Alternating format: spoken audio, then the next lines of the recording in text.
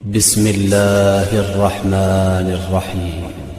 सुमित्रा बहुत ही कंजूस औरत थी जो हमेशा पैसे बचाने के बारे में सोचती रहती थी।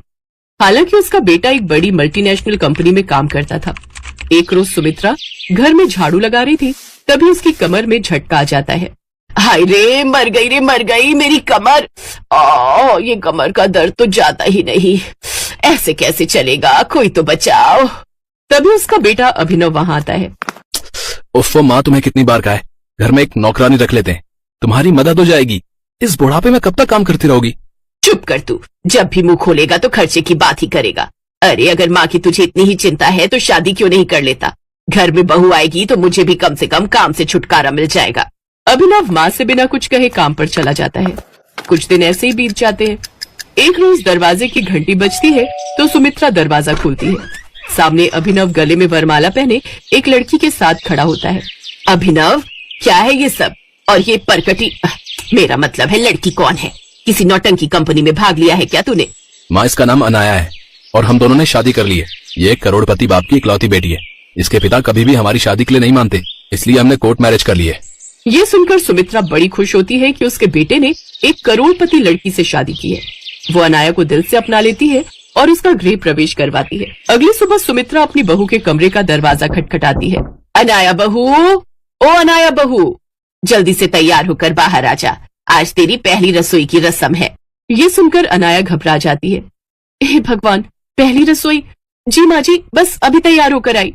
अनाया वैसे तो दिल की बड़ी अच्छी थी, लेकिन वो अमीर घर की इकलौती लड़की होती है, इसलिए घर के काम तो उसने कभी किए ही नहीं थे। कुछ देर बाद अनाया तैयार होकर नीचे आती है। आ गई बहू, चल अब तू जल्दी से अपनी पहली रसोई में कुछ अच्छा सा बना दे। जी माँ जी। अनाया रसोई में गई और वहां पर खड़ी होकर सोचने लगी। माँ जी को बोल तो दिया कुछ बना कर लाती हूँ, लेकिन मुझे तो मैगी के सिवाय कुछ भी बनाना आता ही नहीं। अब अपनी सास को पहली रसोई में मैगी तो नहीं परोस सकती ना। ये कहकर अनाया गहरी सोच में पड़ जाती है। फिर अपने दिमाग का इस्तेमाल करके बढ़िया सा खाना ऑनलाइन ऑर्डर कर देती है। लेकिन हाँ, ध्यान रहे, खाना रसोई की पीछे वाली खिड़की से ही पकड़ाना। कुछ देर बाद रसोई की पीछे वाली खिड़की से डिलीवरी बॉय अनाया को तरह तरह का खाना देकर जाता है। वो जल्दी से सबको खाना परोसती है। खाना खाकर सुमित्रा बहुत खुश होती है। वाह बहू, क्या लाजवाब खाना बनाया है तूने तो, और इस खीर का तो जवाब ही नहीं है। ये तो बिल्कुल होटल जैसी लग रही है। अब होटल की खीर है तो होटल जैसी लगेगी ना माँ जी, लेकिन कहीं माँ जी को मुझ पर शक तो नहीं हो गया?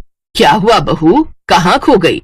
कुछ नहीं माँ जी, मैं तो बस ये सोच रही थी कि इतने बड़े घर का काम आप अकेले कर रही थी, तो क्यों ना अब हम एक नौकरानी रख ले जो इस घर के काम के साथ साथ रसोई में मेरी थोड़ी मदद भी कर दे। तू पागल हो गई है क्या बहू? आज तक इस घर का काम मैंने अकेले संभाला है, और वो भी बिना किसी नौकरानी की मदद के। और मेरा शरीर तो अब बूढ़ा हो चुका है, घर का काम भी मुझसे नहीं होता। और अब तो तू आ गई है, तू तो जवान है, सारा काम चुटकियों में कर लेगी, और रसोई बनाने में तो तेरा कोई जवाब ही नहीं। ले बेटा अनाया, अब बचने वाली है तेरी बैंड। जैसे तैसे अनाया घर के काम करती, फिर रसोई में जाते ही कुछ देर बाद ऑनलाइन खाना ऑर्डर करके मंगवा लेती। ऐसे कुछ दिन बीतते हैं। उसके हाथ की बनी सब्जियां खाकर तो सुमित्रा बड़ी ही खुश होती। वो जो भी सब्जी अनाया को बनाने को कहती, वो झट से उसे बनाने के लिए हाँ कह देती और फिर किसी रेस्टोरेंट या ढाबे से ऑर्डर कर देती। एक रोज जब सब खाने की टेबल पर बैठे थे, अच्छा ये बता बहू, तेरे करोड़पति बाप ने तुझे माफ किया या नहीं? माँ जी, मुझे नहीं लगता डैड हमें कभी भी माफ करेंगे। उन्होंने तो मुझे अपनाने से भी इनकार कर दिया है, और तो और अपनी जायदाद से भी बेदखल कर दिया है। ये कहकर अनाया वहां से चली जाती है। हद होती है नाराजगी की भी।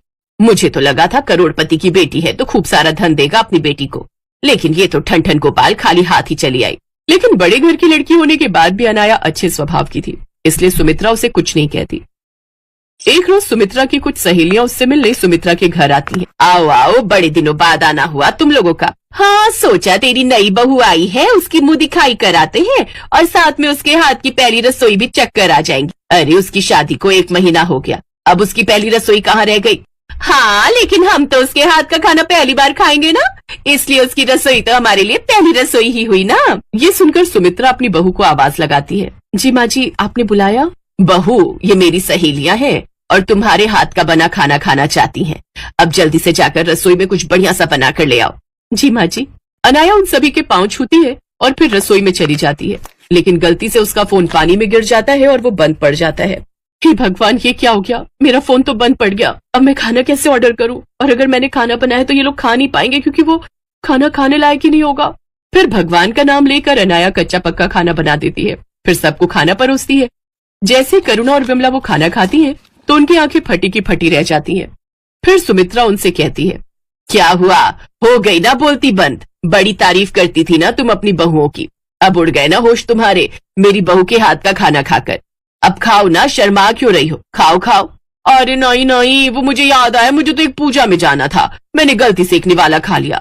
अरे हाँ, मैं तो भूल ही गई थी। चलो चलो करुणा, नहीं तो पूजा के लिए देर हो जाएगी। अरे बड़ी अजीब हो तुम दोनों, पहले खुद ही मेरी बहू के हाथ का खाना खाने की जिद कर रही थी और अब सारा खाना यूं छोड़कर जा रहे हो। कि माँ जी भी ना जाने क्यों जिद पर अड़ी रहती हैं। ये तो उन्हीं को पता होगा कि उन पर क्या बीत रही है।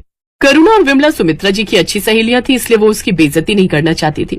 कुछ देर बाद जब वो चली जाती है, छी बहू, ये कैसा खाना बनाया है तुमने? ऐसा खाना तो कोई अपने जानवरों को भी नहीं देता।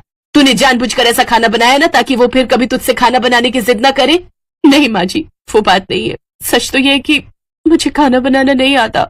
अब ऊपर से झूठ बोल रही है। तूने हमें कितने दिनों से तो बढ़िया बढ़िया खाना बनाकर खिलाया है। फिर रोते हुए अनाया सारी बात अपनी सास को बता देती है। माँ जी, मुझे खाना बनाना बिल्कुल नहीं आता।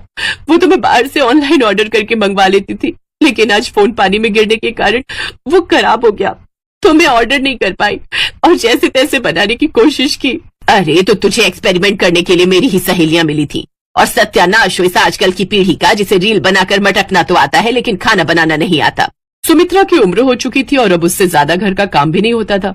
ऊपर से बहू मिली तो वो भी सोने पर सुहागा, इसलिए हार थक कर उसे नौकरानी लगवानी ही पड़ती है, जो घर का सारा काम भी संभाल लेती है कि वो अपनी बहू को भी खाना बनाना सिखा देती है।